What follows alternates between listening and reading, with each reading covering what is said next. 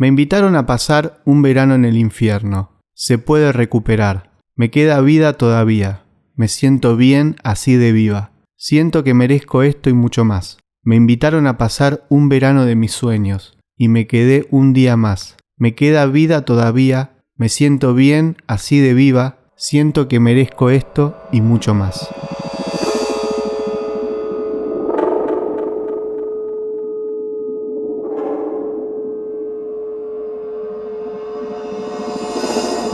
Buenas, ¿qué tal? ¿Cómo andan? Bueno, aquí una vez más en un nuevo episodio de Dos en Recuperación, este podcast que con mucho amor hacemos desde la recuperación. Hola Mati, querido, ¿cómo estás? Hola Jera, ¿cómo estás? Hola a todos. Bueno, y hoy en el episodio número 16 de esta segunda temporada, con una invitada muy querida, la compañera Pame. Hola Pame, bienvenida.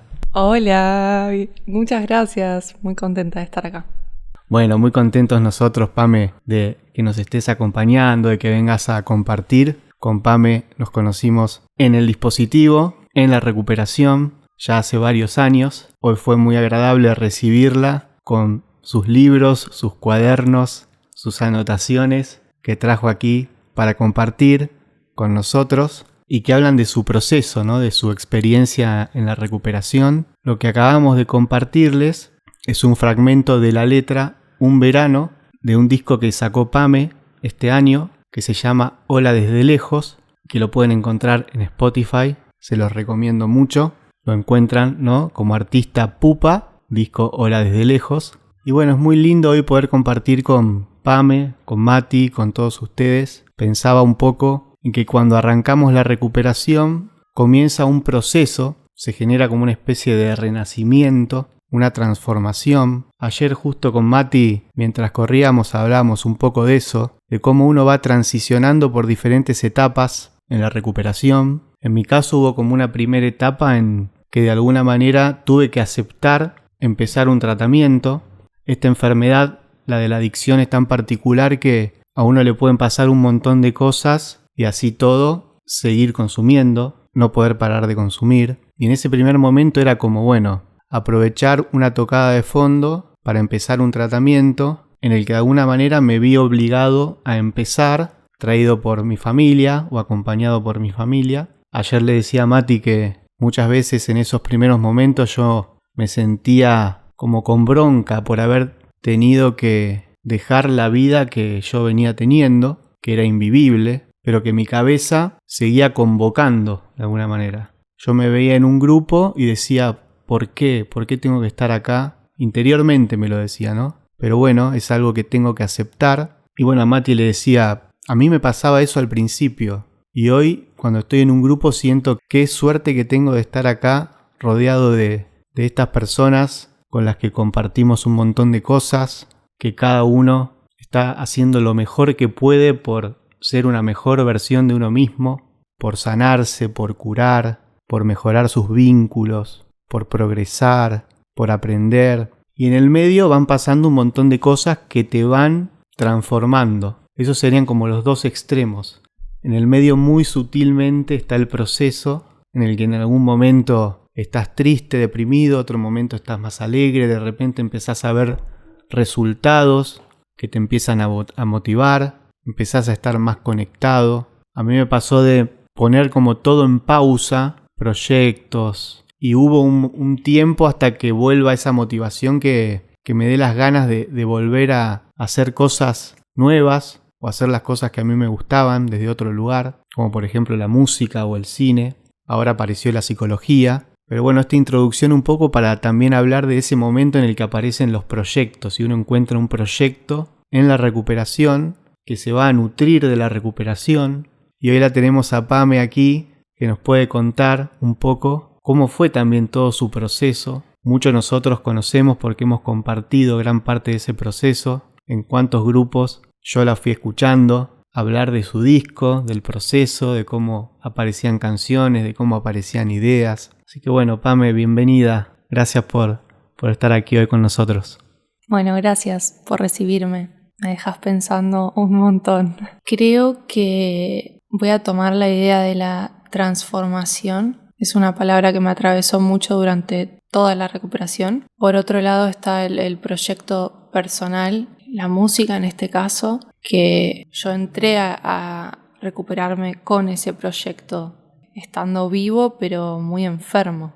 Así como yo estaba enferma, estoy enferma, pero recuperándome, estaba con ese proyecto vivo, latente, pero estaba complicado también sostener. Vengo de un mundo donde el mundo de la música quizás es muy habitual, el consumo está muy naturalizado y yo entré al dispositivo también muy asustada, muy confundida. De hecho, no sabía que la adicción era una enfermedad. Me lo dijeron cuando entré y estaba muy embroncada conmigo misma. No entendía por qué si me proponía parar no podía. Era una confusión mental muy grande. Y bueno, y a medida que arranqué el tratamiento, seguí con mi proyecto musical.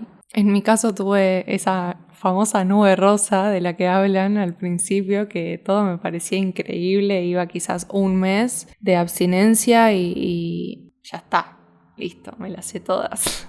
Como voy a seguir tocando y voy a seguir cantando y voy a seguir de alguna manera con la vida y el ritmo que llevaba antes. Para poner un poco de contexto, yo llegué al dispositivo después de tener muchas situaciones donde toqué fondo y creo que arranqué fuerte a consumir después de un accidente que tuve. Ese accidente al principio me ocupé de recuperarme físicamente y cuando aparecieron todas las consecuencias mentales, de alguna manera, el estrés postraumático, el miedo a las alturas, cosas así que me quedaron de esa experiencia, ahí empecé a consumir inconscientemente como para apagar eso.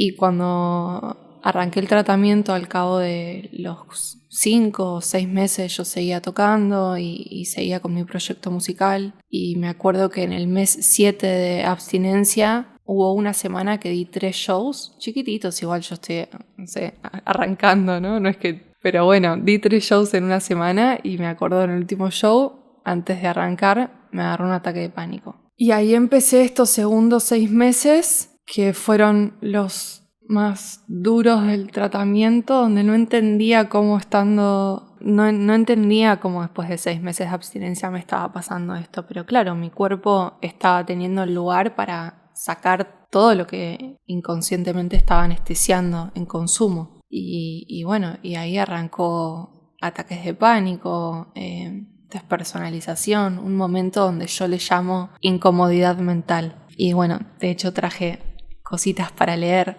En ese momento yo estaba con muchos ataques de pánico por semana, la pasaba muy mal, no entendía qué era lo que estaba pasando por mi cabeza y me asustaba. Es como que me sentía en consumo, pero no estaba en consumo. Pero mi mente estaba igual de loca que cuando estaba en consumo y la frustración era muy grande. Y yo tengo el hábito de escribir todo lo que me pasa, me sirve. Y en ese momento el tratamiento me sugirió pasar a autoprograma. En el momento, obviamente, que con mi carácter, más en esa época, que no tenía estas herramientas que me enseñaron en ese programa, ya estaba, olvídate, todo mal con el dispositivo. Se pudrió todo. Yo tenía a mis compañeros en el programa donde coincidíamos con Jera y con Mati, y estaba muy enojada, pero en un momento decidí como confiar que por algo me lo están sugiriendo, ¿no? En mi caso, el primer año hubo algo que tuve que aprender mucho durante la recuperación, que fue la autocrítica. Que quizás yo también estoy equivocada, que quizás, viste, porque cuando estás en consumo todo el mundo tiene la culpa menos uno, ¿no? Y había una soberbia de yo sé más que vos. Y en cierto punto los profesionales saben más que uno, es así. Y bueno, traje un texto esto es diciembre del 22 y digo... Arranco en grande, pongo pausa para entenderme. La sensación es incomodidad mental. Me duele la cabeza, siento un vacío y un miedo horrible. Me siento enferma, quiero que se vaya, me da miedo. Me hace acordar a cuando estaba drogada, pero no estoy drogada. Tengo calor. ¿En qué pienso? No sé. ¿Qué hice? Lo de siempre. No puedo ver ni tele porque es demasiado. Me siento mareada, no puedo enfocar bien las cosas. Mi visión está borrosa. Mi casa es demasiado. Hay muchos muebles de repente. Quiero vaciarla. Quiero vaciarme. ¿Qué me sucede? No es momento de averiguarlo. Sí, de expresarme. No seas tan dura con vos, Pamela. Me siento diferente y quiero ser normal. Quiero calma. Necesito calma. Después en otra hoja pongo respira, medita, todo pasa, es pasajero. Y después otro día, sobre la misma hoja pongo ya pasó. Y en todo este quilombo mental, ahí es cuando me pasan a DBT, que DBT son las siglas de terapia dialéctico-conductual, que para mí es lo que me salvó la cabeza. Son las herramientas para manejar las emociones que no las sabía, porque nosotros no nacemos con toda esta información de qué hacer con nuestra cabeza, ¿no? Y más, bueno, cada uno tiene distintas familias con su historia, con su lucha. Para mí entrar a DBT fue increíble. En el momento no lo veía como increíble, en el momento era como, ¿qué es esto? ¿Qué es este manual que me están diciendo cómo ser? Pero había creo que en la recuperación de alguna manera tenés que creer que podés ser diferente. Y a mí me daba mucha intriga cómo era la Pamela limpia, ordenada, con herramientas. Había un sueño de hacer un disco. Había un sueño de ser artista, de hacer un disco, de ser estudiosa, de aprender a cantar bien, de aprender a producir mis propias canciones. Me daba como intriga a ver si puedo ser esa persona, pero en el momento, con todo este quilombo mental que estaba teniendo, para mí era imposible, como que no me creía capaz. Pero a medida que fui aplicando las herramientas de DBT, a la primera vez me parecía, no, bueno, esto no va a funcionar. A la segunda me parecía como, bueno, esto es interesante, quizás DBT, para el que no sabe, no soy psicóloga, pero es una terapia donde tenemos un manual con distintas habilidades que está dividido en módulos. Que a mí el que más me impactó fue el de efectividad interpersonal, porque yo era una persona muy confrontativa y empecé a implementar todas estas técnicas en los vínculos cercanos y veía que las conversaciones terminaban bien o las relaciones eran distintas. Y también la regulación emocional, no sé, esto de tener un ataque de pánico y ponerme hielo en las muñecas. Y ahí es donde aparece la idea del disco como herramienta terapéutica, ¿no? A mí hay un grupo que me encanta muchísimo, que me marcó la recuperación, que es el de proyectos personales y que lo coordina la maravillosa Vero. Y creo que esa combinación de ese grupo junto con las herramientas de DBT y bueno, también mi psicóloga, que es fantástica, Oriana, creo que ahí se combinaron estas herramientas con la idea de tener un proyecto personal que me sostenga y que me motive para levantarme a la mañana, porque no sé si les pasaba a ustedes, pero es complicada la recuperación. Hay días que no encontrás la motivación y en momentos donde de repente tenía 5 ataques de pánico por semana o me sentía era muy incómodo estar adentro mío.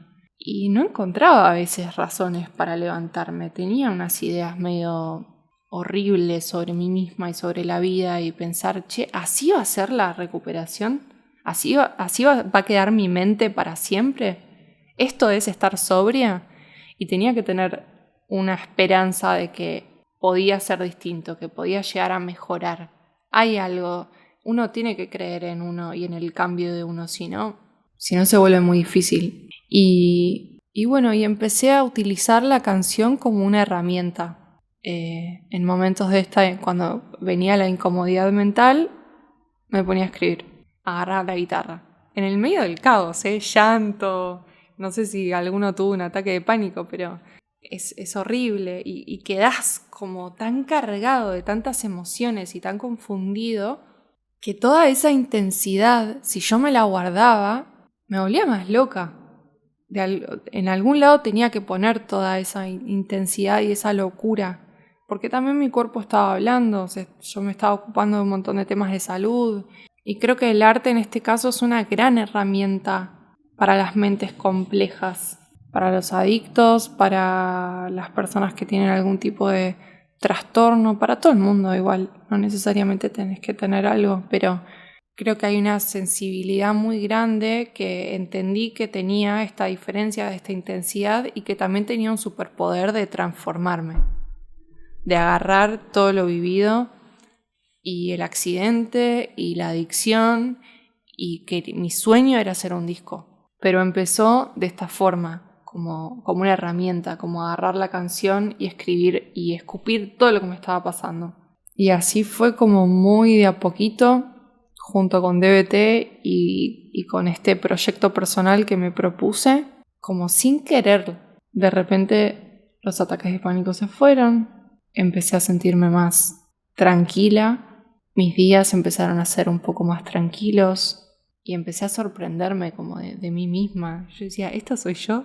No entiendo cómo estoy tan estable. Obvio con las cosas de la vida, siempre hay cositas, pero empecé a sorprenderme también de la vida que estaba llevando y cumpliendo objetivos que me estaba proponiendo y que de repente estaba haciendo un curso de producción musical y lo había terminado. Yo nunca había terminado un curso de algo, como siempre lo tiraba por la mitad. Y de repente tenía 2 o 3 canciones que ya estaban. Y empecé a concretar este proyecto personal que me llevó obviamente mucho tiempo, pero acompañado de una estabilidad y un trabajo y un amor propio también, una relación nueva conmigo misma que me encantó. Disfruté mucho del proceso de hacer el disco.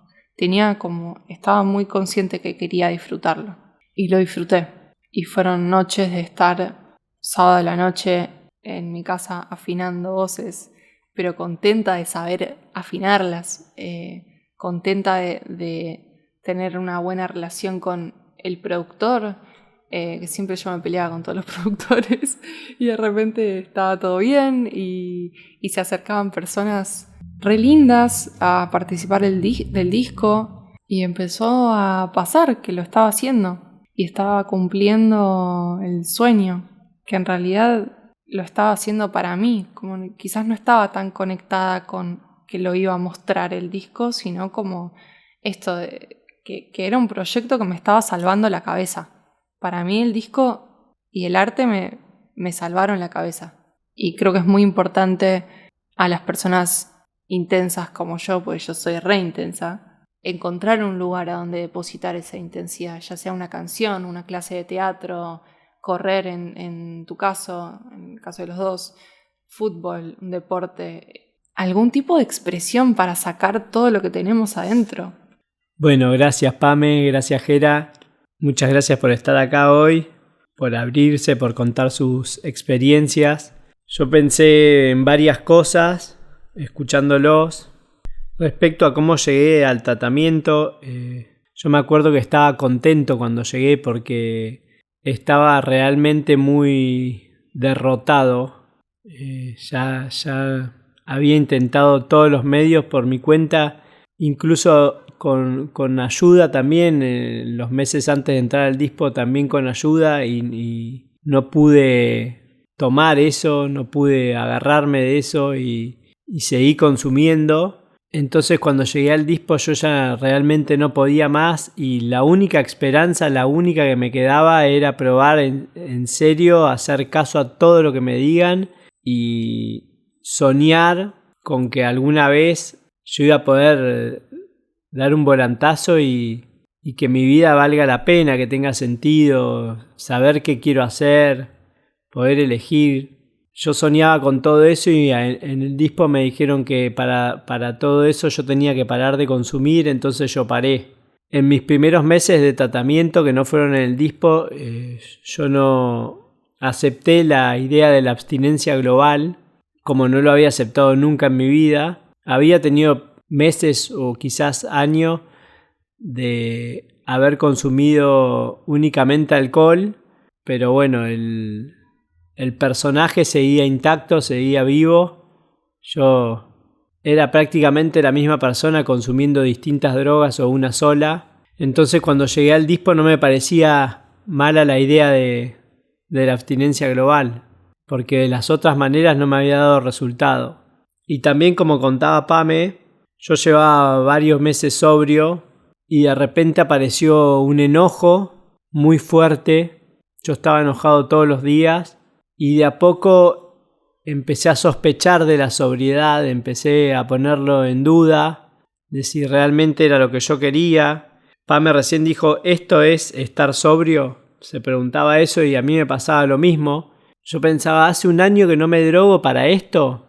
Me hubiese seguido drogando y daba lo mismo. Si igual me siento sin sentido, no le encuentro la vuelta, tengo pensamientos de quitarme la vida.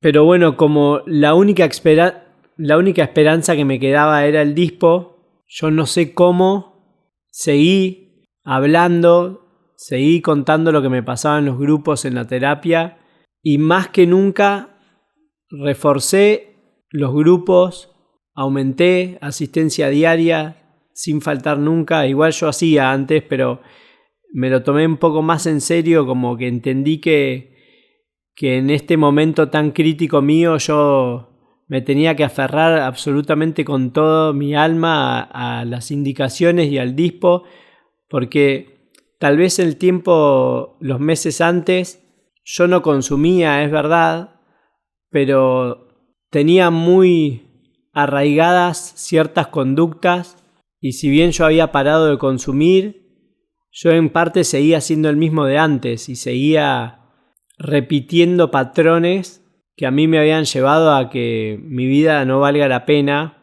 y que la espiritualidad no esté presente en nada.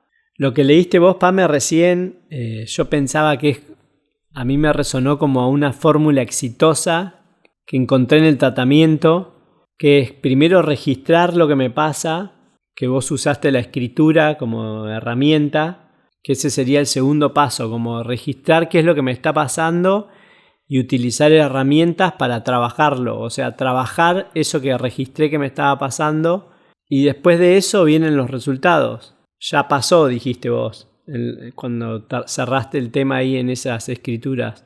Y eso es lo que me pasa a mí. Me doy cuenta de algo que me está trayendo problemas o me está desregulando o me está costando y lo llevo a mi espacio de terapia, ya sea grupal o individual, y lo empiezo a trabajar, que eso es algo que me da mucho orgullo, que siempre trabajé lo que registraba. Nunca me quedé callado ni me guardé, siempre lo llevé y lo puse sobre la mesa y eso me ayudó a no volver a consumir nunca más. En un principio era eso, no consumir, y después me ayudó y me ayuda y me va a seguir ayudando el resto de mi vida a trabajar cualquier tema que yo necesite aprender y crecer. En la canción dice, me invitaron a pasar un verano en el infierno, y acto seguido dice, después me invitaron un verano de mis sueños. Y yo no sé, Pame, por qué lo habrás escrito vos,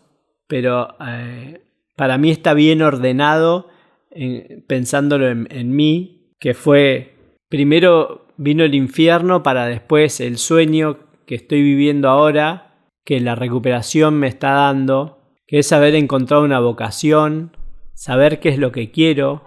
Eso yo creí que nunca me iba a pasar, que yo me iba a morir sin saber lo que quería hacer. Y eso me lo dio la recuperación, encontrar nada más y nada menos que qué es lo que quiero hacer, y no solo encontrarlo, sino ir tras por ello.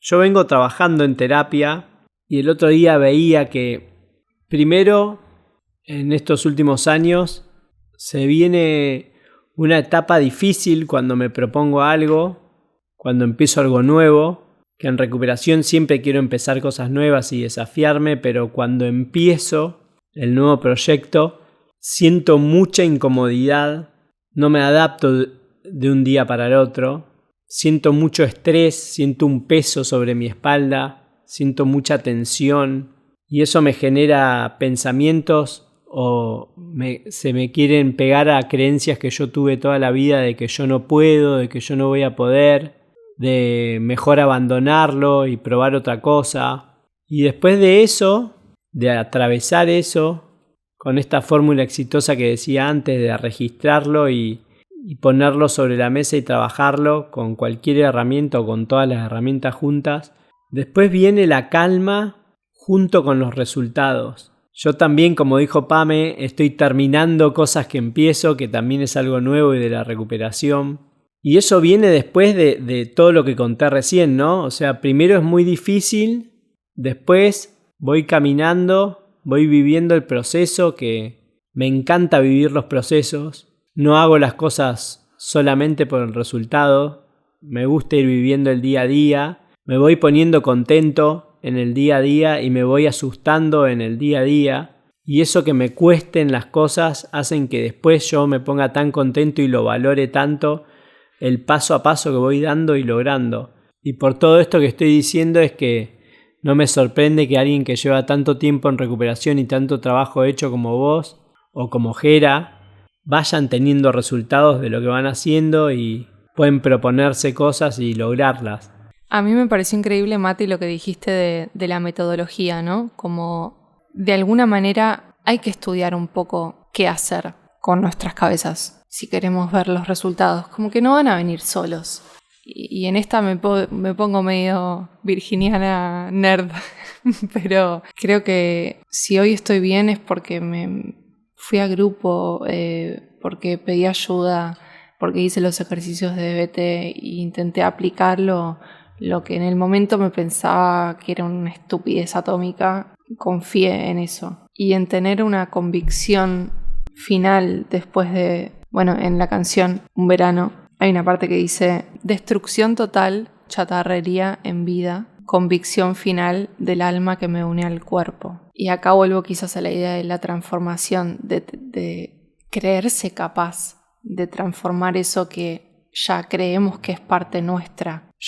En mi caso, yo pensaba que era así. Estaba loca, literal, que iba durante todo este momento de la incomodidad mental. Como que había cosas mías y características mías desde que en realidad eran emociones que estaba viviendo en ese momento, pero que no me definían, que eran pasajeras. Creo que es necesaria una convicción y una creencia de que uno puede cambiar ciertas características de uno que las creemos inamovibles. Como listo, ya está. Pamela es así. Pamela es confrontativa, Pamela es, no sé, celosa, es intensa, y como toda una lista de características que terminaban en la palabra loca. Y creo que hubo una convicción final y una creencia en la transformación como un superpoder, porque creo que estar recuperándose es un superpoder, es una capacidad de transformación enorme que tiene el ser humano, y lo veo en ustedes, lo veo en mis compañeros,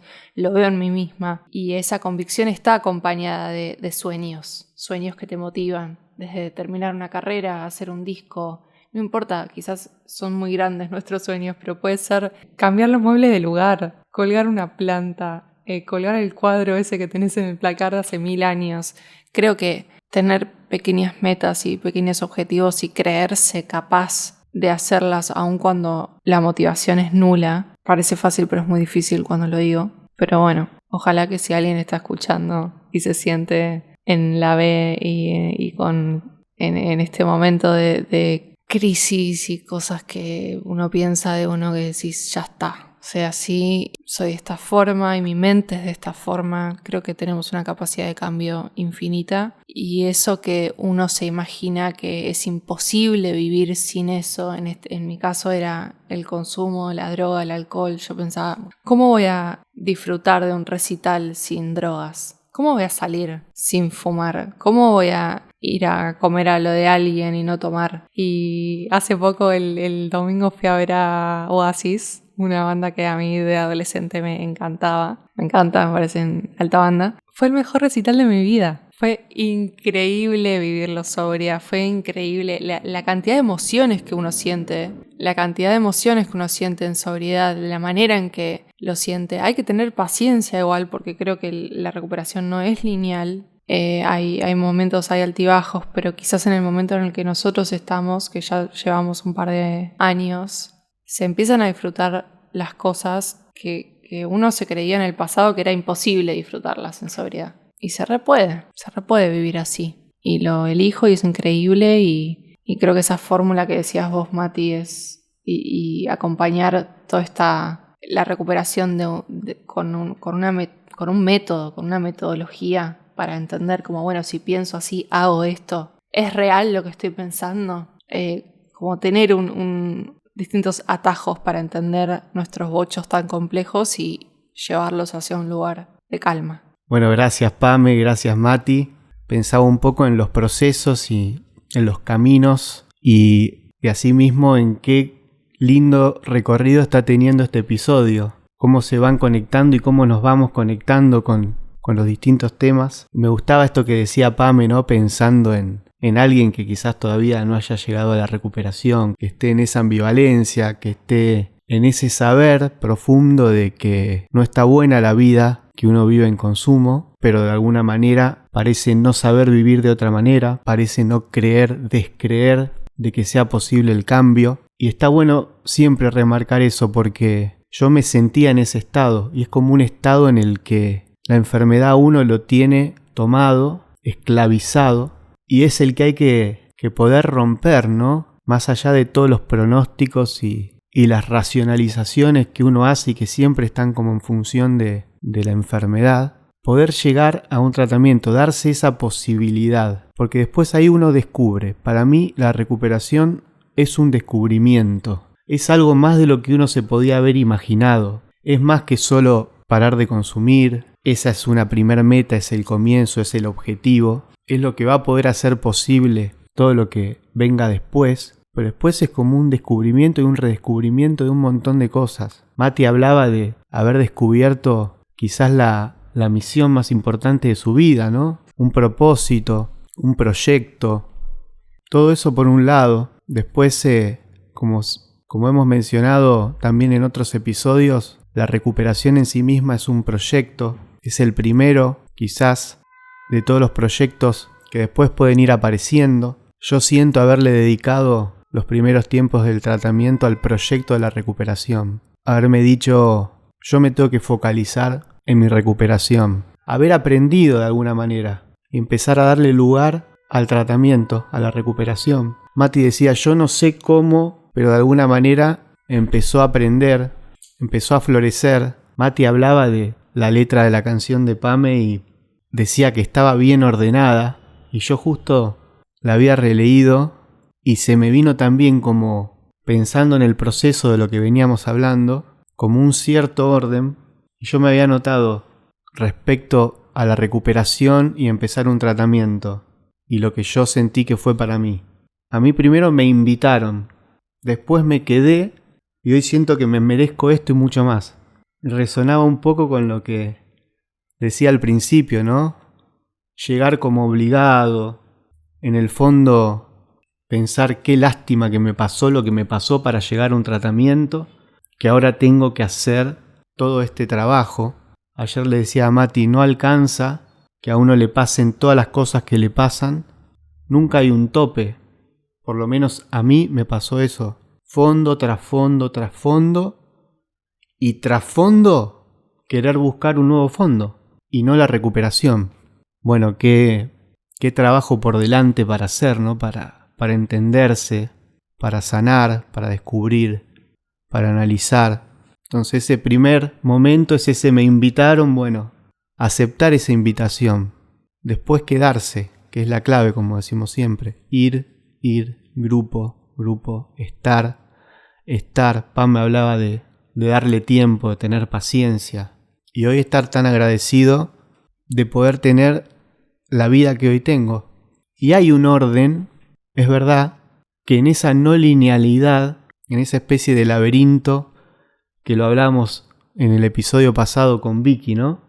La historia parece tener como senderos laberínticos, no lineales, que nos hacen reflexionar y decir, che, hoy estoy acá, hoy hago tal cosa, hoy me gusta esto, hoy mis proyectos son estos.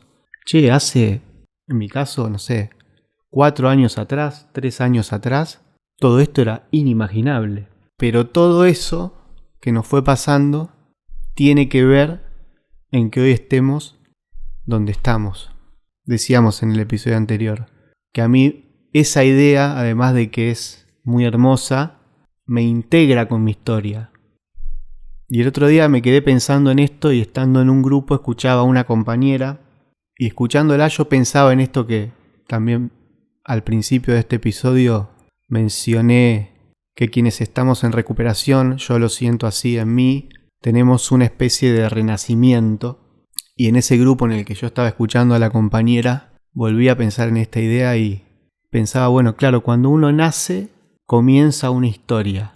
Y antes no hay una historia, antes todavía uno no nació, no existe. Cuando uno renace, comienza una historia que ya tiene una historia. Y pensaba, ese renacimiento, que tiene un duelo, que tiene una historia que nos precede, es el que uno empieza a sentir cuando empieza a descubrir todas estas cosas de las que veníamos hablando, ¿no? Y empezar a tener y a trabajar en estos proyectos que aparecen, que muchas veces son como hijos de ese renacimiento, muchas veces son resignificaciones, reconstrucciones de lo que veníamos haciendo antes. Gracias, chicos. Amé la idea del descubrimiento, como la recuperación es un descubrimiento. Yo la veo como positiva, muy positiva la palabra, porque podría ser descubrir algo negativo. O sea, descubrir un secreto familiar o descubrir, no sé. Pero yo lo veo como algo muy positivo porque lo pienso desde la idea de que yo estaba perdido en el consumo, en la vida estaba perdido. Y cuando estás perdido, o sea, es como que yo pienso que solo podía descubrir algo bueno porque lo malo ya lo había descubierto, y encontrar un camino alternativo al que venía recorriendo a mí me dio tanta esperanza que antes mencionaba y terminó siendo un sueño increíble porque yo no lo creía posible y está sucediendo.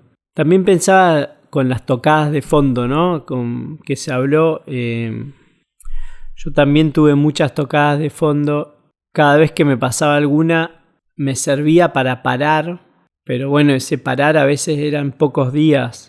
Me juraba, a partir de ahora no consumo más hasta fin de mes. A partir de ahora hasta fin de año. A partir de ahora solo los viernes. Y al estar solo en recuperación con mi cabeza y negociando día a día de ese tachar los días como los presos, que alguna vez se cumplió el tiempo que prometí y alguna vez no, pero lo que siempre volvía a pasar era que yo consumía tarde o temprano. Pero estoy muy agradecido a esas tocadas de fondo porque si bien no me hacían parar del todo, me hacían de alguna manera ver que el consumo no era para mí. Yo veía que otros consumían y no les pasaba lo mismo que me pasaba a mí. Ni en las desgracias que yo tenía que vivir, ni en lo perdido que yo estaba, y los otros capaz que consumían conmigo tenían un título universitario, un trabajo en el que les iba re bien, tenían parejas con vínculos saludables. Y yo decía, ¿cómo es posible si ellos también consumen como yo? ¿Por qué tengo tanta mala suerte? Y bueno, alguna vez se me cruzaba por la cabeza de que el consumo no era para mí, pero nunca fue suficiente para parar. Sin ayuda estoy hablando. Después, como dije antes, con ayuda al principio no alcanzó, y la segunda vez que pedí ayuda sí se pudo, sí pude. Y en recuperación, todas estas tocadas de fondo a las que les estoy agradecido me sirvieron también para darme cuenta de la negación que tiene como característica esta enfermedad. Entonces ahora las puedo ver con otros ojos, con otra mirada, esas tocadas de fondo, esas cosas tan graves que me pasaron a veces al borde de la muerte. Pero yo siempre pienso que más allá de haber llegado 2 veces sin poder respirar, 2 veces distintas a un hospital, sí fue un bajón, pero para mí más bajón y más triste y más doloroso era estar perdido. O sea, estar apagado en vida. El alma, haberla dejado adentro de un cajón y yo andar suelto, flotando sin ninguna conexión. Eso para mí era desgarrador y no me hacía falta drogarme todos los días para estar así. Y para cerrar, Pame hablaba de metas que uno se va poniendo, que pueden ser pequeñas metas. Esto es algo muy lindo que me pasó en recuperación y me sigue pasando, que al principio sí son pequeñas las metas, no sé, para alguien puede ser hacer la cama todos los días, o lavarse los dientes a la noche, o no comerse las uñas. Y a medida que uno va trabajando lo que se propone como meta y lo va logrando, por más pequeña que sea, eso te da un poco más de fe y de más confianza para animarte a agregarle dificultad y ahora en vez de hacer la cama, lavar los platos. Y así yo fui ganando confianza, que la tenía totalmente perdida, la confianza en mí, no confiaba en los demás tampoco. Y es como que cada vez me voy animando a más.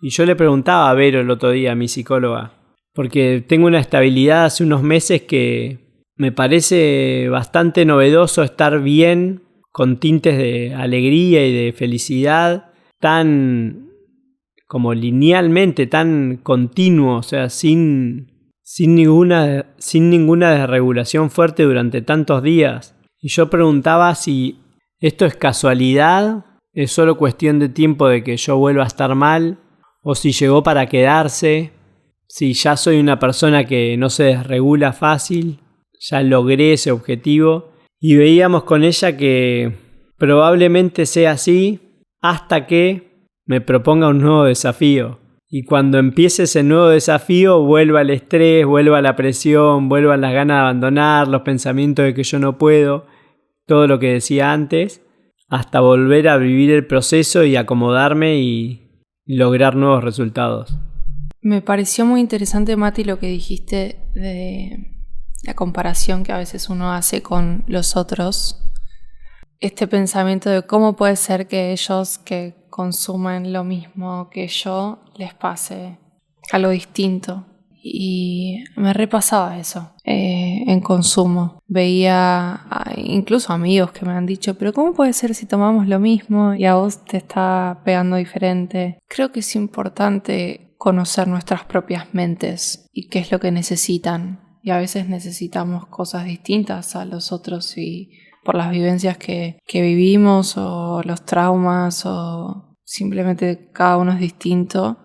Hay algo que no mencioné de todo esto y es que al principio, cuando arranqué mi recuperación, el primer año que yo seguía tocando y aparecieron todas estas situaciones mentales, tuve que reconocerme diferente y tuve que frenar. Y eso a veces cuesta frenar un proyecto, perderse oportunidades que en realidad no te las perdés. En realidad estás trabajando en uno mismo para volver a esos lugares más fortalecido. Pero es una decisión jodida, frenar. Pero creo que tiene su encanto. Primero que estás atendiendo a vos mismo, atendiéndote, y eso no puede salir mal. Si le estoy poniendo tiempo y amor a mi propia cabeza. Y después quería leer, yo durante todo este proceso del disco, lo estuve leyendo al maestro Rick Rubin, que es un productor muy sabio,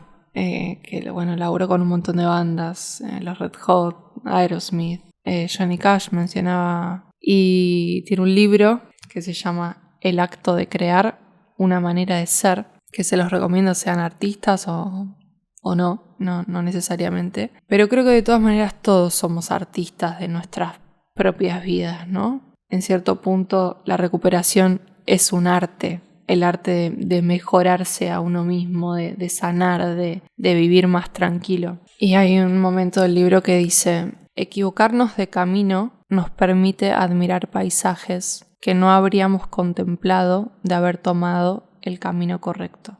Creo que lo que uno a veces percibe como equivocaciones termina llevándonos al camino correcto. Y sí, y después cierro con esta otra. Estaba entre dos, pero no me podía decidir, así que voy a leer las dos. Dice: si podemos sintonizar con la idea de crear cosas y compartirlas sin depender del resultado, es más probable que la obra se nos revele en su verdadera expresión. Y hago el paralelismo con la recuperación, ¿no? A veces uno enseguida está pensando en el resultado, quiere todo ya, ¿viste? ¿Cómo va a ser? Incluso las primeras preguntas a veces cuando entramos al tratamiento, bueno, ¿y cuándo voy a volver a consumir? Esa pregunta me la escuché varias veces y se la escuché seguramente a ustedes también y a varios compañeros. Creo que hay algo de interesante en no pensar en el resultado y simplemente atravesar el proceso y atravesar estos caminos que nos depara la misma recuperación y que surge de un hecho que parece que nos estamos equivocando. Yo me sentía re avergonzada cuando arranqué el tratamiento. No lo contaba a nadie. No podía creer que no podía parar de consumir por mis propios medios.